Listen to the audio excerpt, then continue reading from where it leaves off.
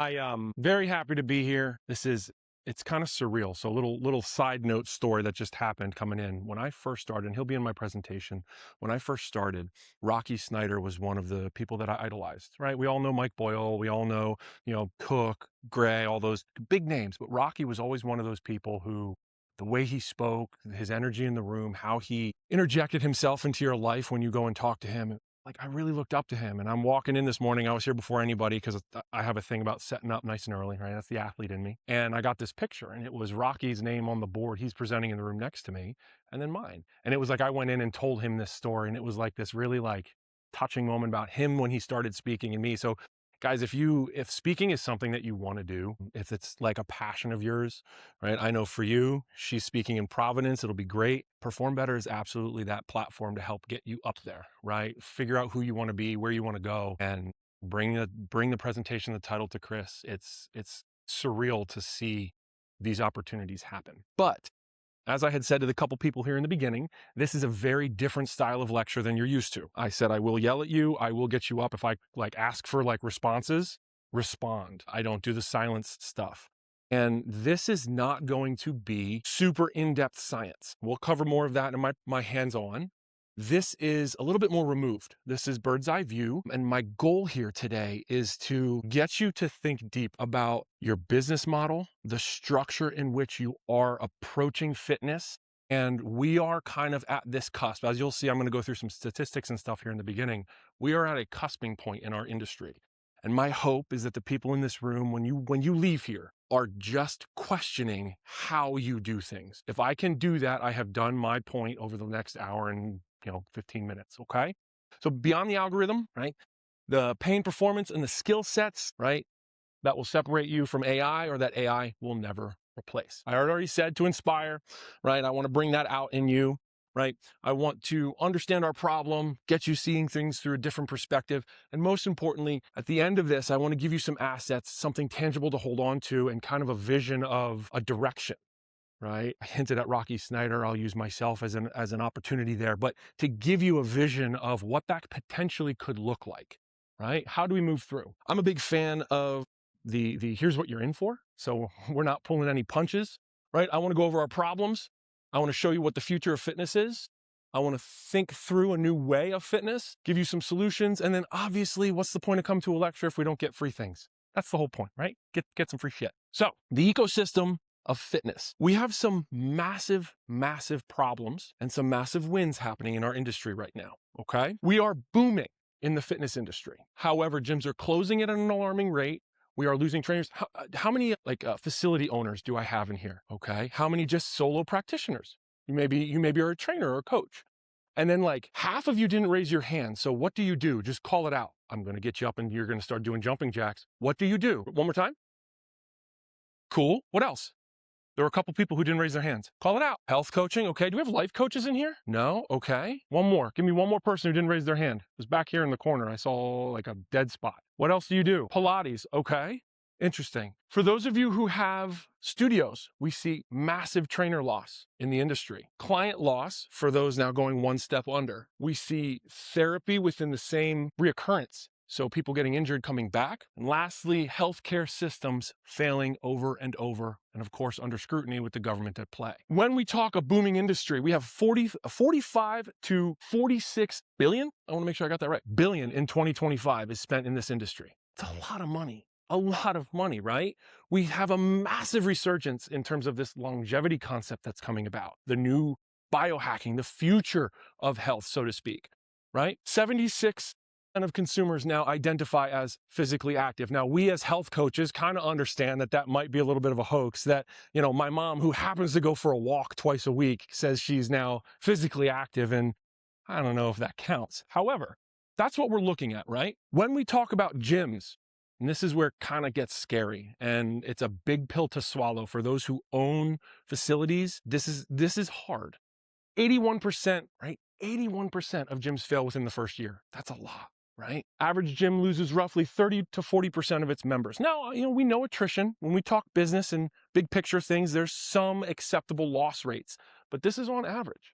Less than 50% of gyms are expected to make it past 5 years, and we're in trouble. right? 80% of coaches leave within 12 months. If you've owned a facility or if you are a coach, right? I have an internship program. I go into gyms and I help train other gym staff, things like that. The turnover rate in our industry is astronomical, right? It's kind of curious. And interestingly enough, you'll get these people who are like, I don't want to work for Google anymore. I'm tired. I used to play field hockey. I'm going to pick up fitness. I'm going to become a great trainer. And all of a sudden they're underpaid, they're overworked, the hours suck, the client's emotional load dumps on them, and the list continues. And then they go, wait a minute, why am I doing this for barely any money? It's the reality of what we do, right? There's burnout, frustration, that lack of accomplishment. Trainers losing clients. There's an average of 20 to 30% loss each year, and this is of trainers of clients, not looking at the overall gym, but this is just specifically to a trainer and a client. So for us, for the seasoned people in the room, we kind of understand that there's this turnover rate within clients. But for new trainers, if we're going back to something like this, that's really hard on them, right? They don't understand that's the ecosystem we're in. They just expect that once you get a client, man, my guy and Johnny is going to be with me for the next 10 years. They don't understand that he's leaving tomorrow, and there's nothing you can do about it, right? I just spoke with Dr. Jenna Gatzis last night, and we were talking about the fact of like, no matter how hard we work for people, no matter what we do therapy-wise, and I'll talk about myself in a minute, but no matter how over the top we are, tomorrow they'll leave and forget about you. And it's really, really hard a decade into it, 2 decades into this, of just over and over again getting beaten up by people. We then talk therapy, and you can read through that on your own, but basically what we're seeing when it comes to therapy is this reoccurrence in injury services, we'll call it, right? A significant portion of patients return to physical therapy for reoccurring problems with an estimate of 25 to 69%, right? Within a 12-month reoccurrence. So this means that you hurt your shoulder, you go see a physical therapist, they fix you, and within 12 months, there is a probability that you are going back for the same exact thing. For me, that's a problem. I have an issue with that for who I am. My goal is to make you want to have me around, not need to have me around. And that's the whole philosophy within my company. Healthcare scrutiny is the healthcare system is under scrutiny. We're not getting political in the room. However, we all have our views about what's going on in the world. We cannot be ignorant to the fact that we are facing scrutiny in the healthcare system. Good or bad, that is your personal opinion. I won't go down that path. However, I see this as one of the biggest problems. Preventative care and chronic disease management. We just don't talk about it. It's like a dabble in terms of the concept of we can be preventative to most chronic illness, right? There are some things we can't fix, and I get that. But why is that not the forefront of our conversations? Why are we not thinking that way? Last but not least, we are living longer than ever. So we have all of these things happening within the fitness industry. The fitness industry is booming technically. We have people saying that they're the most fitness ever, but we're failing them, and the clients are smarter than ever. And thanks to AI, and that's the whole point of kind of the direction of this talk, is all of these negatives are happening. People are talking about the fact of we're doing better than ever in fitness, but they also have more resources. Is that good or is that bad? And we all have our own take on AI. There was a wonderful conversation yesterday by Corey, and it was about the utilization of AI in your business, in your company. And I think that's fantastic, and I am all for it. I use it heavily. However, we cannot solely rely on it, right? Ultimate truth is we must evolve or die, okay? How? How do we evolve or die? It's going to be what you do. It's going to be how you coach. It's going to be what the clients need, and it's going to be how you provide it to them. And I cannot stress that enough. My name is Joshua Haag. Like I said, I am a chef for almost 20 years, a nutritionist. I was in the NFL. I was with the Broncos and the Lions. I am by definition, a personal trainer, but with as you all know, a plethora of little certifications underneath. You see me in Los Angeles when spines and shoulders are your problem. You see me when surgery and PT has not worked. I have a team, Heroic Performances in Los Angeles. We travel all over. I am very much a specialist in terms of pain management and movement. So there's a big healing component to what I do, right? When I started to try and build this presentation and start to talk about how we can not defeat AI, but separate ourselves, create a difference, be a difference, I looked at our education system. We have this paywall behind these massive textbooks that don't put anything practical into play. Let's face it. Who's NASM? NASM, good. Who's NSCA? Good. Who's like ACS? ACSM? What about Nesta? No, I'm the only one. I did Nesta. I don't even know if you know what that is. It's like some random off-cuff. You're Nesta? Yeah, yes, that makes me happy. But we have these paywalls for education that is super impractical.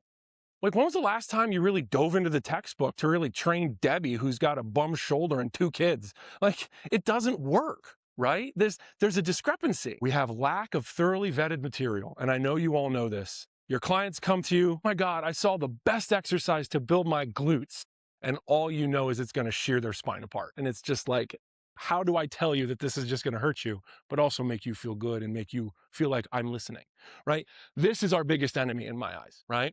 A lot of coaches are seen with a defensive, single-minded approach. I am very much holistic, as you'll get to know me. I am very much tools in the toolbox. That's the whole point of being here. And one unique thing that I found about the people here at Perform Better, y'all are kind of the same. You appreciate bits and pieces, wonderful things about the foot from Rocky and myofascial stuff from Amber, and that person's teaching kettlebell work. But we all know, depending on what gyms you're in, there's that one guy who only does kettlebells, period. Will not look at yoga. No one should do yoga, only kettlebells. I know you know them. Or I'm only a yoga instructor. I will not touch weights. You should not touch weights. There are people like that.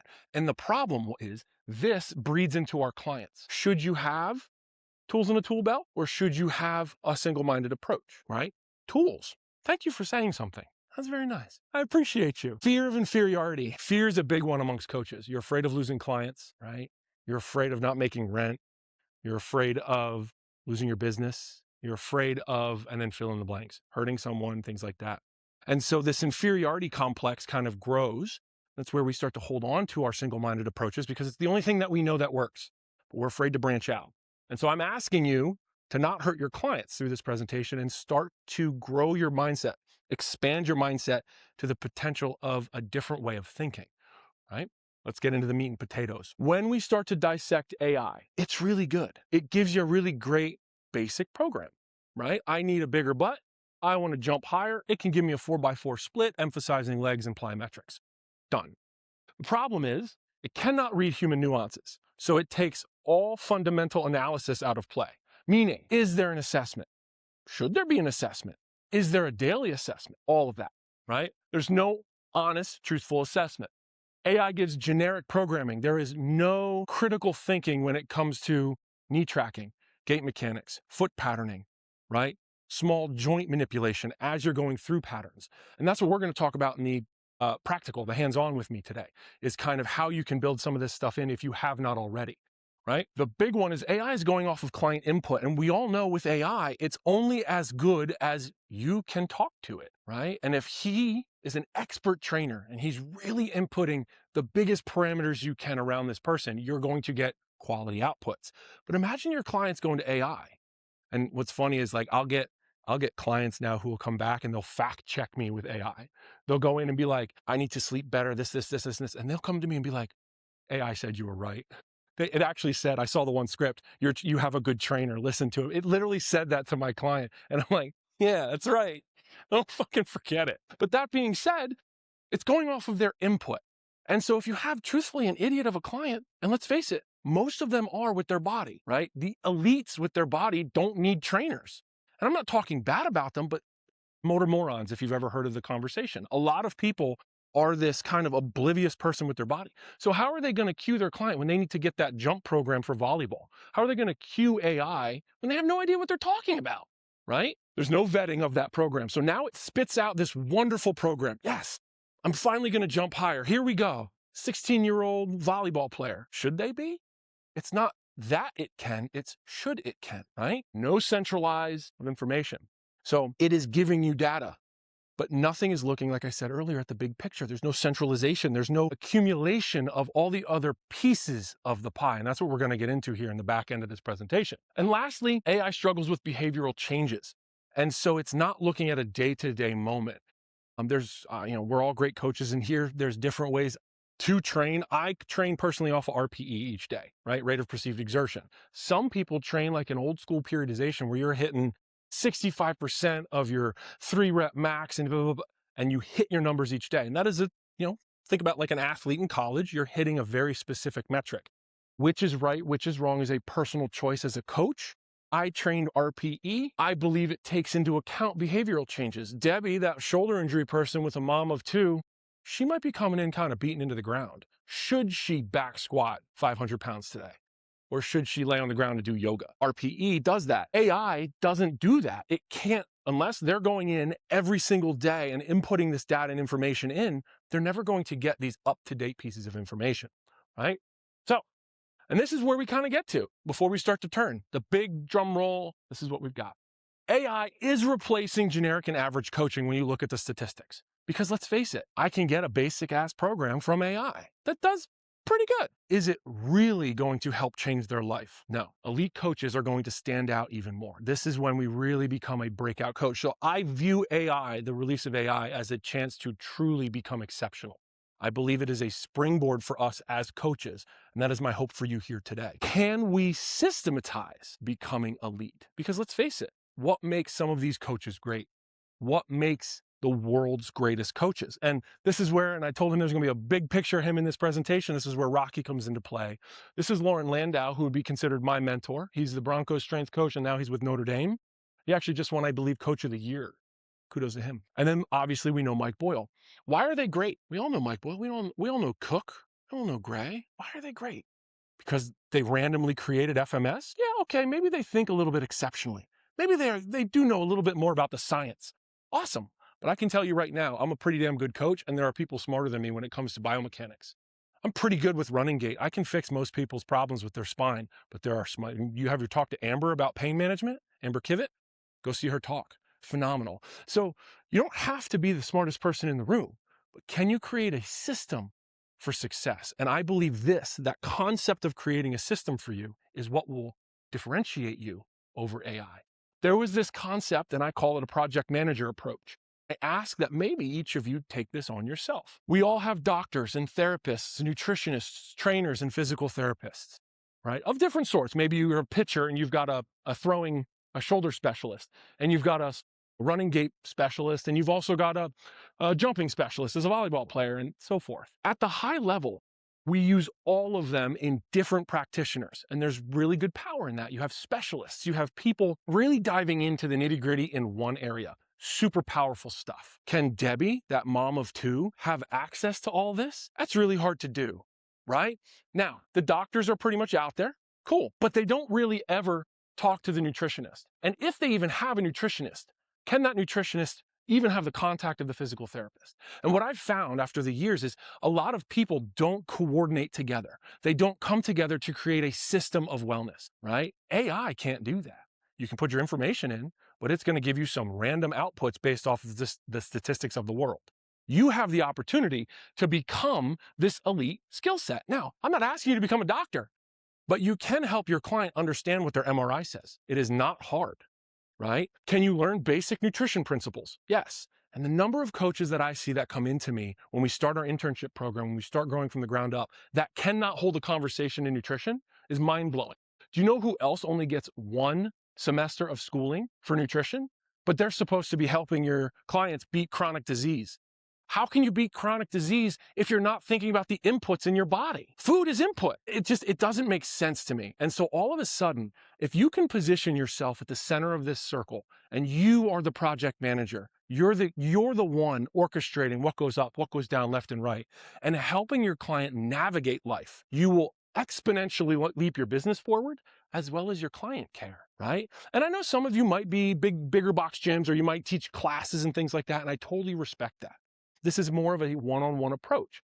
But that's my method. I believe that this is where healthcare goes. We are becoming the forefront of medicine. We are the ones helping people decide what to do. Should I rehab my shoulder? Should I go to PT? Should I get surgery? Should I go on this medication? How many of you have been presented with Ozempic? Should I go on Ozempic? Should I not? Well, can you talk to your client and help them through nutrition? The doctor is just going to throw them on Ozempic and say, good luck. What? This is the question, right? It's where can you position yourself? And so I talk about this delivery system, a system of success and excellence. A full circle approach like we talked about. This brings daily accountability. You have a more personalized approach with each client. From there, we get education, both of you and them, because to hold all these buckets, I'm asking more of you as coaches, but damn it, I think you can do it. And most coaches, especially when I get them into my internship and I start with them, it's a limitless potential. It's usually a conversation that they don't believe they can be this person. It's not unreachable. It just takes a little bit of time and study. Be better, right? That's why we're here. We bring community together and lifestyle systems, right? This is where longevity gets to. If you look into biohacking, if you look into the forefront of kind of where health services is going in terms of longevity, it's creating this position of all the systems talk together. We get blood work done. The blood work goes over here and talks about nutrition. The pain management specialist is starting to talk about what physical therapy you need. All of that's coming together. Who's orchestrating that? So let this be your North Star. I'm giving you my company blueprint. I'm just showing you how I do it at this point. Okay? It's not unreachable. It's not untangible. That's the point of me showing you this, right? So we teach sleep, exercise, nutrition, stress, and social engagement. Pretty simple, right? If you can implement something like this into your business, and I'm using this as an example, but I'm asking, like I said in the beginning, to have that bird's eye view. Implement your own skill sets. Use what you know. Maybe you aren't the best at the biomechanics or understanding the science, and maybe it's not right to really help a client look at a radiologist's report, right? I'm really good at it. I love it. I'll look at MRIs with them, right? But I also, when I get work done on my body, sit there with my doctor and look at the MRI with them and learn because I love doing that. That's who I am. Maybe that's not you, and that's okay. Maybe you love nutrition. Dive in, but start to have the mindset that I'm going to help my client on more than just we're going to squat and push up today. What kind of coach is that anymore, right? If you can do this, I use a Toyota and a Mercedes, you accelerate yourself forward in terms of becoming a higher level coach, right? You become a coach of the elite. You become someone who's delivering a package of wellness versus just someone who they show up and do squats, right? Tools in a tool belt, you heard me talk about that many a times. I'm a big believer in it. Use what makes you special. For me personally, it started out as football, right? And gait mechanics was a big thing. I can hold a really intelligent conversation with Rocky about foot health and the mechanics going through the different phasing of a gait, right? But I knew that from football. You ask me to start going into pitching mechanics for baseball, I can't do it. I'm better now, but I have to learn. So when I went from being more of athletic or speed power kind of biased, I kind of tiptoed in, so to speak, into the concept of spinal health, because let's face it, what is the most impacted thing through our gait? Our hips, our pelvic floor, our lower spine. So it kind of turned me into a spinal specialist because I knew gait mechanics. And what is the two, and this is going to be, I want an answer. What are the two most used motor patterns in the body? What are they? Yell them out. Come on. Walking is one. Good. Huh? Same thing as walking. Keep going. What do you got? Breathing, right? And so I became kind of a breathing specialist, because how do you alleviate back pain? Start to open up thoracic spine. How do you alleviate back pain? Start to open up hips. So it all kind of came together because I already was a little bit of a gait specialist, because I did years of running mechanics with the nation's best running coaches. It just, one thing led to another, and it was because I had the tools in the tool belt. That's what I teach. This is T3, just some fun pictures. T3, train the trainers. This is how I begin teaching when I go to gyms. I go to facilities to start to train different coaches, different backgrounds, right? So, little refresher: sleep, exercise, nutrition, stress, and social relationships. That's how we teach. And I had, like she said, heroic meals. I was a chef for multiple years. Why would I not coach nutrition? We talk about tools in the tool belt. I was a classically trained chef. I started at 14 years old as a dishwasher and ran 3 kitchens at a high-end country club. I moved to Los Angeles to stage at 2 of the nicest restaurants. Who cares? But I know food. So when someone sits down and talks to me about macros, I needed to understand a little bit more of the nutritionist side of things, so I got myself a certification. But damn, I can tell you now what a plate of chicken looks like, what the macros look like. When someone needs to help tweak things for their blood work, well, wait a minute. I don't know blood work. Do you think blood work is that hard to read? Truthfully, do you think, and again, answers. Do you think it's that hard to read, to understand? It's memorization of levels, acceptable, rights, wrongs, reading the gray area. That's all blood work is. And so when you look at something like an electrolyte panel, where should it be? Where is it? And how do I get them there? Is it wrong of me as a nutritionist and a chef to say, yeah, I think you could eat this stuff. It might help you a little bit more. I never prescribe anything. Go see a doctor if you need to. But I can tell you, after 15 years, this is all the stuff that's going to work. Choose what you choose. And so that's how we got into the blood work side of things. Is I happened to have a background in nutrition or cooking, and then nutritionist came about. And then I was like, well, to be a better nutritionist, I have to understand blood work. You all can do that. And Again, I go back to this paywall concept. I was just talking to Amber about the massage therapist bubble. They basically limit you. You're not allowed to touch anybody ever, always, ever. Well, you might need to stretch somebody. You're allowed to do that as a coach. Well, massage therapist licensing says you're not. So we're kind of pigeonholed right now, and I don't believe it's right. And so as long as you adhere to bylaws, right, you have your waivers filled out and you carefully approach your client, talk to them, I'm going to stretch you a little bit, everything's okay. Same thing with nutrition, right? You should have your certification. You don't diagnose anybody. That's a bad word. You don't treat anybody. That's a bad word. But you can talk to them about things that might help them lose weight, things that might help them with their blood work. This is what's worked for me in the past, right? Does it make sense? And it's not that far-fetched for you to become that little bit of an expert. It's one step above most of you where you're at right now. And I don't know your backgrounds. I don't mean to be offensive, but all I'm asking is just a little bit more in terms of your education. We teach blood work. I do allergen testing, genetic testing. Now, when you get into genetic testing and things like that, that is a little bit more in depth, reading all those panels and whatnot. I love it. So I have learned and spent time learning, but you don't have to. But this is just what we do. And I gave you my breakdown in terms of dieting. Do what you want. I follow if it fits your macros. I run a 40-30-30 split. And I do calorie monitoring. And you know what? What's funny is when you get people to follow calories, they lose fucking weight. Imagine that, right? It doesn't matter if you're eating chicken or steak. Do what you want. If you eat the right macros, you lose weight. So shocking, I know. You don't have to do too much to become an expert, right? Stress. What time is it? I don't have a clock anywhere in this room. We're doing good. Anyone need a break? Y'all having fun? No one's fallen asleep yet. I'm very proud. I had someone fall asleep last year. I ripped him apart. I'm the kind of guy, I got like real down in his face and I started like yelling at him. I felt really bad. Anyways, we talk about stress. Who here actually tackles stress with their clients? Like really gives tactical, I know you do. Tactical, practical, tangible ways to help people deal with stress. Yeah, right? What are some of those ways? Talking to the sleep guy in the room. That's huge. What else? Hydration. There was something else? Morning and night routine. I heard meditation. Great. What about that big B word? Breathing, right? Simple stuff. Journaling, right? And do you need a special certification? No. You just need to learn a couple tactics to be able to give somebody. I'll argue with him. Didn't mean to use a laser pointer on you.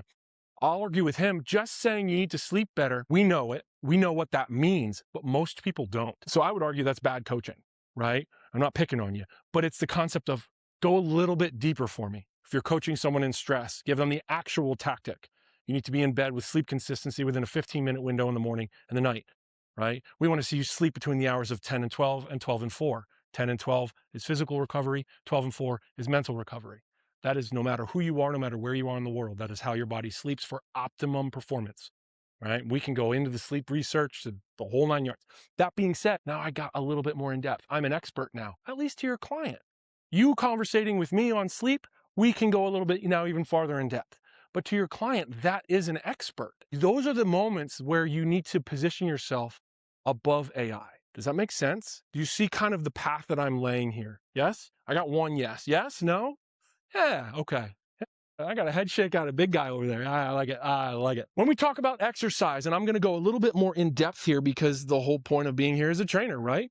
You get a screenshot. Everyone pull out your phone. You get a little take home, little fun little document, a documento. Save it. You can screen share it. Some basic training principles are in there. Basic breathing principles are in there. Basic fascial principles are in there. And then also an onboarding. And no, go ahead. What? Yeah, go ahead. Hold that. Hold that. Just remember that. Everyone got the copy of that, right? Okay. I gave you that as just a little bit of a blueprint.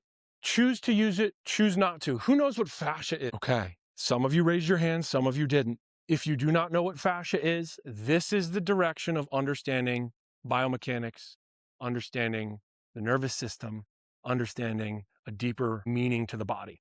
You need to understand the 7 fascial lines to keep up with the world that we are in today. No matter who you are as a performance athlete, a therapist, a personal trainer, you must start to understand and implement fascial systems within the body.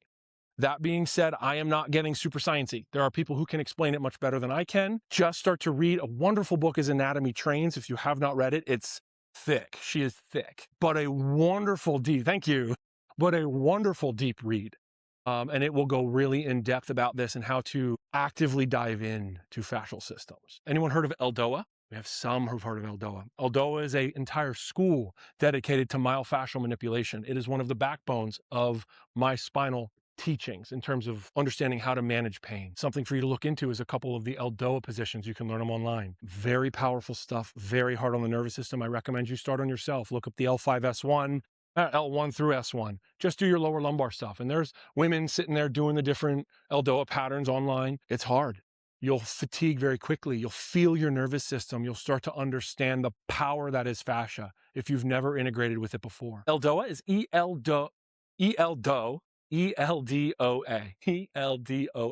And now, mind you, they are very much a single-minded approach, just like PRI. Anyone heard of PRI? Postural Restoration Institute. Phenomenal stuff. Single-minded approach. They kind of sniff their own shit. Same thing with Eldoa. They believe that it is the only way to look at the body, the only way to touch it, the only way to manipulate it, and I think that's bullshit. But for you, it might help Debbie with a bum shoulder. And for you, it might help your guy unlock his hip a little bit to walk just a bit better, right? But it's a piece of the pie, okay? So, understanding quick our fascia, we have 7 fascial lines, and we need to understand the law of tensegrity. No matter who you are, no matter what you're training, you need to know the law of tensegrity. Other than you, does anyone know the law of tensegrity? Have you ever heard it before? Heard it at the lecture yesterday. If you're hearing these things in more than one lecture, it's probably important. So, this is fascial tissue. It looks like spiderweb. If anyone's ever cleaned a piece of chicken, that white kind of skin that comes off when you scrape a little bit of the top of the breast, that's fascial tissue. It's almost like a spiderweb, like gummy, right? It loves to be viscous, elastic, and plastic. I'm sorry. It loves angle, tempo, and load. It is viscous, elastic, and plastic. So understand that. It is this breathing, moving series of tissue, all interconnected amongst every strand, fiber, bundle, spindle, all of it. Your nervous system connects directly into that. Make sense? Okay? So when we're talking stress, we're talking nutrition, we're talking becoming the center point for someone's body. Don't you think it's kind of important to understand what the nervous system integrates to? How can you help someone? You talked about supplementation. How can you even discuss supplementation if you can't discuss with them how they're moving, breathing, feeling, right? The law of tensegrity is this little model here. Simply put, if I pull on this piece of my t-shirt, do you think this piece of the t-shirt feels it? Yes, right? You can even see it start to move, right? If my pants and my shirt were connected, I could do the same thing. The concept is there are chains through the entire body. No matter what you're doing, one thing down at the foot is connected to one thing in the shoulder. And we look at a system of complexes, not a symptom. Okay? And this is one of my biggest pet peeves with physical therapists in the room. I'm sorry, I love you. We are not fighting. However, I hate the fact that physical therapists go in and they fix the elbow that because of the surgery and blah, blah, blah, but they're not looking at the shoulder. They're not looking at the hip mechanic. They're not looking at any sort of pattern in the body that was the reason the elbow needed surgery. If you can start to think like that, I'm not asking you to diagnose, to treat, to do anything. Just think like that and you'll start to become the elite. AI can't do that. It just can't, right? It looks at the data that's given, especially by our clients who I said, probably not the smartest when it comes to their body, who said, I want to jump. I need to jump higher for volleyball and I'm 16. It didn't say that I broke my ankle on my left and my foot down at my third metatarsal and the fact that I have plantar fascial problems. It didn't look at what the hip mechanic was doing through a running gait pattern, right? Through a piece of my step. It just said, okay, he needs to jump. Here's the program. But they're going to listen to that unless you can start to find a way to talk about and position yourself at this top line expert style coach. These are your fascial lines. This is the anatomy trains logo. Understand them. They're in your little packet. You can see what they are and just know that they are a series of that interconnected line of tissue. So we then get into screening. How many of you have a standardized system of screening? Like an actual, we walk into the gym, no matter who you are, me, him, her, you're doing a screening, and this is what we do, and this is our methodology. If you don't, it's time to start to think about that. If you do, I'm very proud of you. And what I want to do, and what we're really going to dive into in the practical, is could your screening be better? Can we take it another step farther? Is there a way to have a screening every time they come into the gym versus only when Debbie is brand new?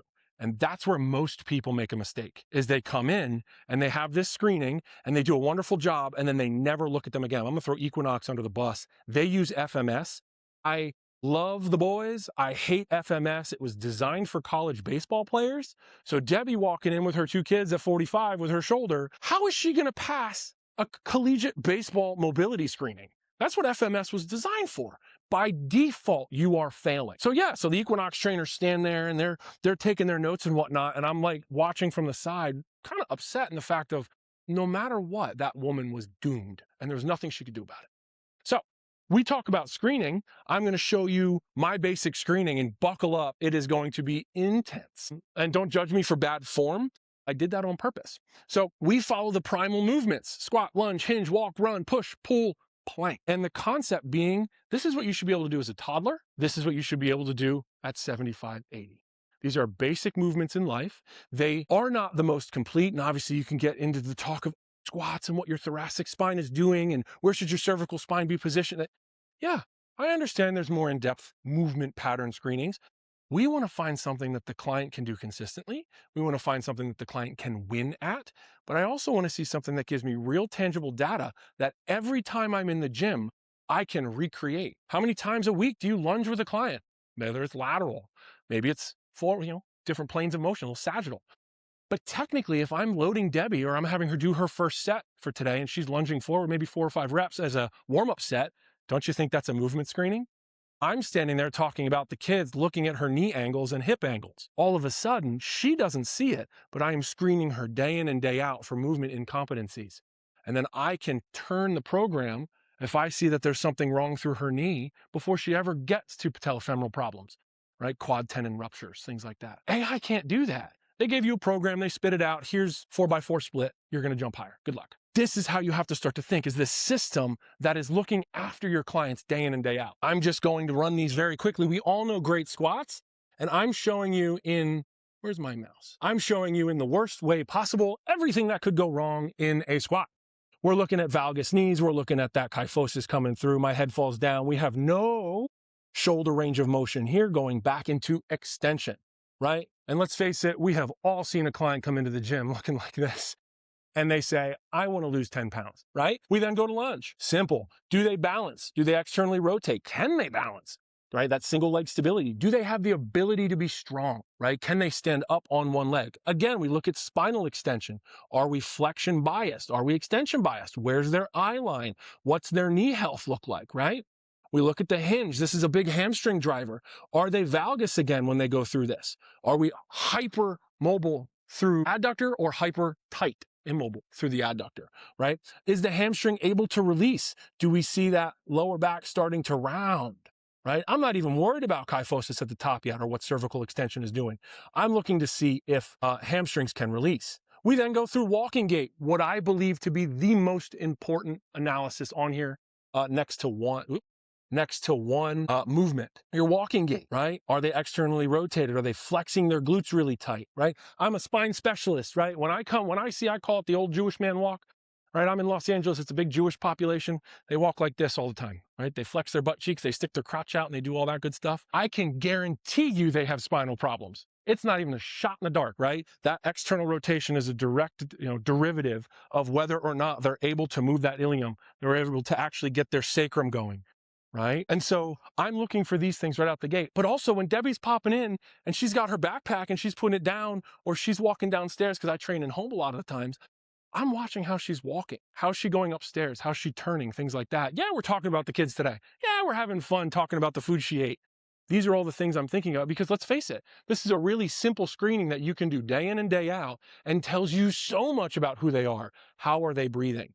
And so now I ask you, should you load her? Not are you, or not that you load her, but should I? The elite coach, someone like Rocky, someone like Lauren, they know these answers before they ever start the program. And the client is going to be completely delirious or ignorant to the fact of you just took the program from here and turned it to a completely PT biased program because you saw her walking in like this today. And you know that you got some work ahead of you in terms of some postural stuff. Why are you loading her? I believe what we do when it comes to strength training is like a superpower. We have the ability to absolutely heal somebody, and we have the ability to absolutely fuck them up 3 ways from Sunday. The number of people that I see that come back from a CrossFit gym, or they leave me, this is a big one, where they'll leave because I'm expensive in LA. I'm proud of who I am and what my price points are. And there are people who can't afford that long term. That's okay. Then they come back to me and they're like, well, I went over and found this $50 an hour trainer and I now can't walk straight. Fix me. Always a welcome, open arms, right? We never hold hostility, but we have that power to hurt as well, right? I did a walk, a little shoulder range of motion. So let's see who gets this. I have a hat for anybody who can tell me what my injury is. Oh, my injury is I can't operate a PowerPoint presentation. Tell me what my injury is. I don't know if you can see that. Every presentation I've done, I've had someone be able to find it. Go ahead, throw it out. What? Scapular winging? Nope. Right here. This is the big one. Get the differences. Now, I have a very good range of motion once you find out what I've done. But did anyone see it? Okay, go with it. Yep, very good. You hand this back to her. Yep, little merch, little free shit. Everyone loves free shit. Yes, I tore apart my shoulder, 75% of my rotator cuff, all the labrum, and all of the capsule. How many clients do you have come in who just forget to give you their injury profile? Things like this, just basic shoulder range of motion. What's their thoracic spine doing? What's their diaphragm doing? Do they have the ability to elevate, depress, right? Rotate through, right? Simple things. I didn't ask them to do anything outlandish. Now, I don't do this every day with somebody, right? The shoulder range of motion stuff. I actually do a push-up in a plank position with them, right? I find that to be much more feasible, and I also don't ask people to take their shirts off all the time. But the first time I'm with somebody, I'll tackle this. Last but not least is a roll. This is the second or the other most important thing that I could ever ask you to do with somebody. This dictates everything from crotch to nipples, right? That mid-chest line. This is a true trunk rotation. Do they have the ability to access rotation? Let's face it, how many people think the core is 3 muscles? Yeah, I got a yes over there. Was that a yes as in, no, not you, behind you. I got a yes over there. He was like, yeah, the core is 3 muscles. How many muscles is the core? You can think of 3, but how many? It's like 9, like 8. You got all the erectors, you got the QL, you got pieces of the hip, you got, yes, the 3. What about your breathing mechanics, right? The core is also involved in the rib cage. Can we move it? And so if you start to ask your clients to start to roll, first off, do you even have shoulder range of motion laying down? Can they roll seamlessly? Can they look like a dancer as they come through, accessing different pieces segmented, right? AI is never going to ask them to do this. And the amount of information you're getting from watching a simplistic movement like this is mind-blowing. We are going to go through this together in pairs, watching one another, working through this in my practical today, because I want people to understand simple movements like this inundate you with data, right? We'll do one more. Now, that's the way it should look. The ability to reach and roll, twisting. You should look beautiful. I minored in dance all through college, jazz, tap, modern, and ballet. I almost threw a picture of me holding somebody up here I was in a Nutcracker, it was a whole thing. I couldn't do that before I danced. But I can tell you, the minute I start to practice and master this, you want to talk thoracic and neck pain? You want to talk shoulder mobility? You get someone who lays down on the ground and they're like this. They can't lay their arm down. Start to unlock a piece of their thoracic spine and that rib cage, their breathing mechanic, shoulder goes down. It's like that. And and now freeze right there. I would see that laying down on the ground. Now, let's say you have a severe pain. I wouldn't have you go through that. I would stop you and pull you up, and we would then PT that for a while. But let's say you're laying like this. I'm going to see that on the ground, and immediately I'm going to then say, should I overhead press him? Should I be doing pull-ups with him? Should I be doing a bench press with him? He has something, I don't know what yet, going on in that shoulder, right? And then we start to think about it a little bit farther, ask some questions, see what he needs released, right? Maybe he needs to look cross-ball, get some of that scap out, right? Basic things. But all of a sudden, if I can find a way to unlock it, now you're in safe positions to move him. Yes, yeah. And I'll do live demos, like we'll be around one another and I'll be doing it live on the floor and showing you what you see. Like simple things. Yeah, awesome. Let's assume that this is my open space. It can be feet or hands, but I'll start hands first, rolling, hands first, rolling, and then I go back. Hands first rolling, then I do feet. So my hands are still up, but now I lead with feet. Because let's face it, the trunk, you know what a differential is in the car, right? The trunk is the differential in your body. And so we look at the ability to rotate, the lower sequence operates differently than the upper sequence. And so we need to have access to both lower and upper, right? And so I like to see someone try and find a lead and follow through both upper and lower body. Make sense? So then we talk about all the information that we've learned and we go through a warm-up. Now, like I talked about, use what you know. I am a running guy. I was an elite athlete. Our warm-up comes from the Broncos and I made some modifications. It is a Gait warm-up. It is corrective exercise based. Period, end of story. I'm looking to fix the biggest motor mechanic problem in every single person, Breathing is a second one. Before I even start the process of their workout. This is mandatory in my company. I hope you take it. I hope you take pieces from it. We're going to go through it in the practical. I keep pointing to Rocky, in the practical. So I have a knee hug. This is for your lower back. I have right and wrong, right? We want to see, look at, it's a running gait. If you have athletes, if you have people who want to run 5Ks, anything of the sort, can your lower back release? Can you find extension? Do you know where your head's at? Right? We then do glute, a standing glute position. Simple. I'm not asking for the world. It's just a simple mobility drill. Move through space. Let your tissue realign. We then go through that pigeon, right? Right and wrong. I do not coach the ankle. You will have a high tendency of rolling your ankle. I do shin and knee. Okay? Next, we do that cross line hip opener. I do not teach same side. I teach a cross, right? Because I want to see you getting into more of that deep rotator versus just rec fem, right? And if you don't know what I'm talking about in terms of anatomy as I go through this, you have some anatomy to brush up on to be that elite trainer, right? And I've gotten that before. We go through some form of a standing. We go through scoops. We all know scoops. If you've been a runner or an athlete, that toe up position, we want to floss the sciatic nerve coming here. You'll get a lot of people, especially my desk jockeys, who start to bend over with that toe up and cannot find any sort of depth. That's okay. But should I run? Should I be doing heavy deadlifts? And so now all of a sudden, Debbie, my girl, mom, shoulder, desk jockey, we're building this profile together. She comes in and I see this, and she can, I see this. And she can barely bend over under load, right? This is technically load. It's just light load, right? Why am I going to deadlift her? Why am I going to have her sprint? Because it's in her program today, because AI printed out a program that said, you need to sprint 3 days a week. Let's go, baby. What? This is how we differentiate ourselves. Modified world's greatest. We all know it. We've all probably done it at one point or another. I look for that good extension, deep groin. Are your feet externally rotated or not? Can you find a good rotation through trunk and neck? Neck is a big one. Inchworms, last but not least, everyone hates them. They're my favorite drill. Now, I do an upper body series. I am going to go through that, but with the staffs. It's all myofascial based. That will be a part of my practical as well. Time check for someone on their phone. I end at what, 15? Nice. Okay. Programming methodology. This is kind of how I recommend you build out your programs. Do what you want. So many trainers I see, and especially as I sit in the Q&A and whatnot, they don't have any sort of methodology to programming. I don't care what you do.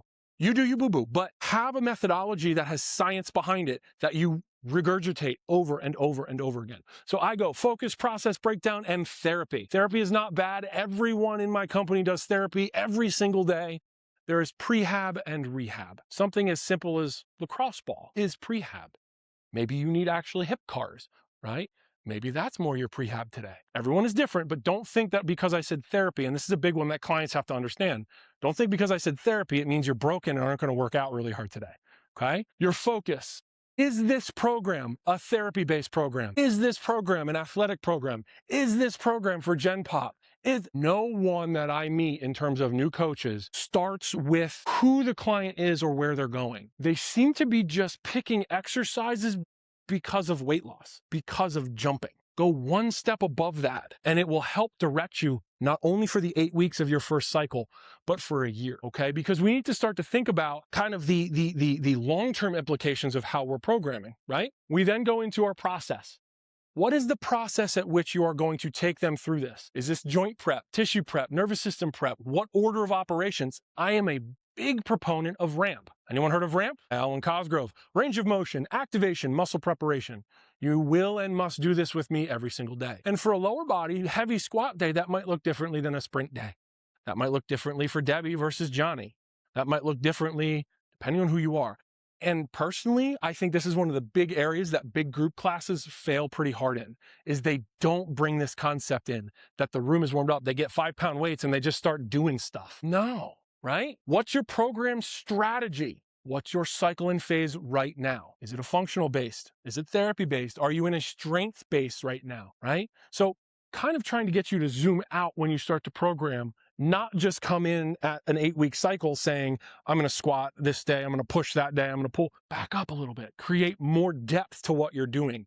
AI does not do this. They give you what the textbook says is a 4x4 split on jumping, because that's what you asked for. Make sense? Now, this is where it gets a little bit more sciencey, right? The breakdown. This is the actual nitty-gritty. This is how you're going to program. I personally believe this. And the order of operations, you ever heard of PEMDAS? Going back old school math, right? Parentheses, exponents, multiplication, division. addition. Wow, that actually worked. Yeah, that works. PEMDAS is the same amount of people, same amount of numbers. Plyos are first, highest duress on the body, followed by your ballistic loading. If you have speed squats, speed jumping, speed things. Then we go into power and speed, right? Ballistic being with time, and power and speed necessarily kind of like one grade under that, so to speak. And then from there, your strength exercises. You may not have any of these and just have some plyos and going into strength. Awesome.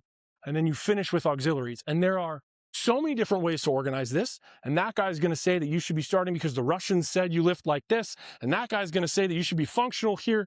I don't care. This is what I do. This is what my team does. And our injury profile is almost negligible. All I ask is that you think about a standard, a system to break down programming. Okay. Lastly, therapy. We talked about this. Do you do prehab? Do you do rehab? Do you do motor mechanics? Are you thinking flexibility, mobility? What is today? Do you even think about tissue management? No, I can't tissue manage because I don't touch my clients. Yes, you can, right? Grab a lacrosse ball, grab a foam roller. Right? Perform Better's got great foam rollers. It's not that hard to do the simple things well, right? So what does this all look like?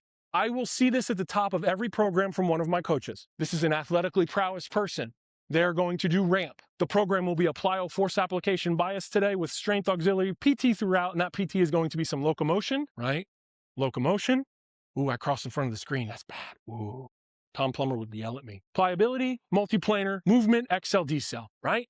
That doesn't look too complicated, but the amount of intelligence that it goes to make something like that supersedes AI, right? Last but not least, I highly recommend you start to find a single joint of expertise. I'm a knee guy, I'm a spine guy, I'm a hip guy.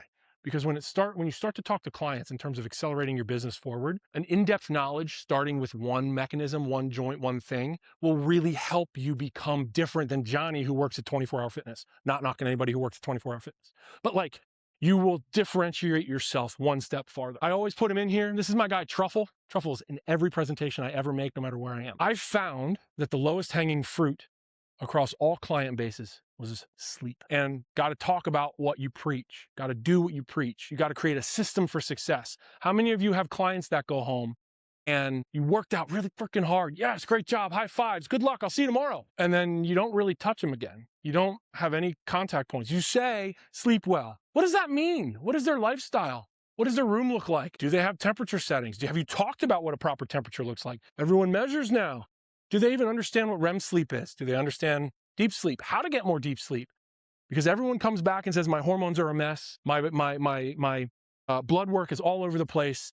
Help me. I need to live longer. I'm afraid of death. But no one's ever stepping back and saying, am I sleeping appropriately? What does that look like? And how do we optimize it? So I was like, you know what? This is the future. This is where I believe health sciences go.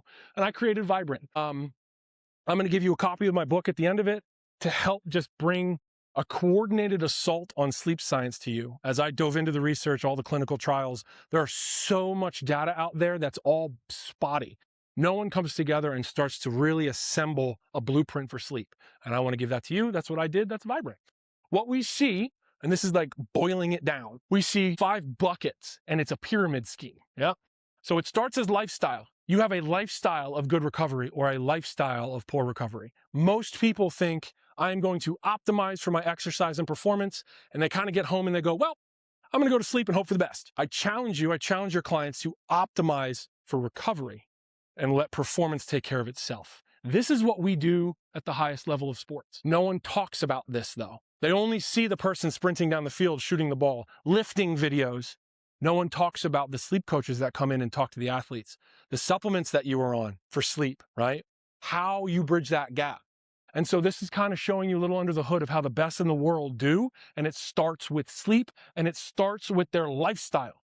Then habits create that lifestyle. Make sense? What habits do you have? I gotta be home late because I gotta pick my kids up from soccer practice every day. That's a habit. The stressor of having to pick your kids up every day created that habit because you have to do it. Well, that habit then creates a lifestyle of poor recovery because you're home late every day. Do you see how it's a pyramid effect, right? The stress of, I'll use work again. I'm having to work late. It's the stress makes me eat late. That's a habit that I've chosen now. And then all of a sudden, when you start to dissect it, your lifestyle is a poor recovery. So I challenge you as you're going through and kind of start with ripping yourself apart. What good habits and poor habits do you have? Are you pushing recovery? We all want to measure it, but we don't want to do the work to fix it, right? Lastly, internal imbalances, and that's where we get into supplementation and blood work. And then a single-minded approach. Again, we have to fix the whole wheel. You have to address stress. You have to understand lifestyle. You have to tackle nutrition to come together. I just talked about all that, lifestyle habits, right? Stress, internal imbalances. That's why I created this. Now, I went way above and beyond because I fucking love this shit. And I created the sleep supplement. There's samples up here for everyone to have, and there's a booth over there. That's what I do.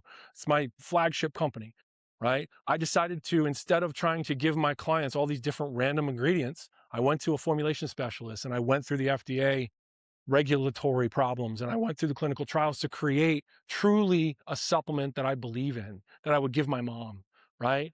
Non-addictive, non-habit forming, complete sleep supplement. How do you create performance? We got these as pro athletes. Well, how can I give it to the average Joe? And how can you create something that's elite?